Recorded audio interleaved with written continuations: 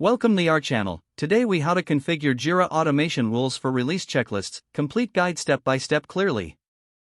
To configure Jira automation rules for release checklists, begin by logging into your Jira account.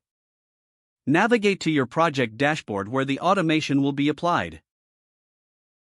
On the left sidebar, click on Project Settings. Locate and select the automation option within the Project Settings menu. Click on the Create Rule button to start a new automation rule. You'll be presented with various trigger options. Choose Issue Transition if you want to trigger the checklist during a status change.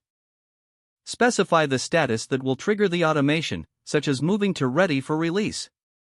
Next, click on New Action to define what happens when the trigger. Select Send an email to notify relevant team members about the checklist. In the email configuration, add recipients and customize the subject line to include the issue key and summary. For the email body, outline the release checklist items that need attention. Add more actions by clicking New Action again. Select Edit Issue to automatically update the issue with a checklist. Use Markdown formatting to create the checklist. For example, use asterisks to denote each checklist item.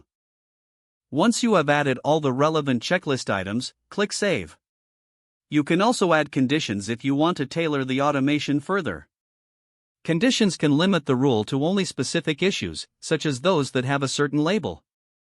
Click Add Condition and choose the relevant option, then specify the criteria. After setting your conditions, review the trigger and actions to ensure everything is configured correctly. Click on Test to run the automation and verify it works as intended.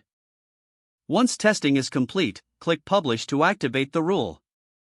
Monitor the effectiveness of your automation by reviewing execution logs. Adjust the rule as necessary based on team feedback and checklist requirements. This process will help streamline your release procedures using Jira automation effectively. If the page does not load, refresh the browser or try again in a private or incognito window. Make sure you are using the correct email address, then retype it carefully to avoid small typos. If your password is not accepted, use the Reset option and create a new strong password you can remember. Check your spam folder for verification or security emails, then complete any requested confirmation steps. Enable two-factor authentication if available to improve account security and reduce unauthorized access risk. After signing in, review your profile details so your contact information and settings are accurate and current. Don't forget to like this video and subscribe to our channel for more step-by-step tech guides.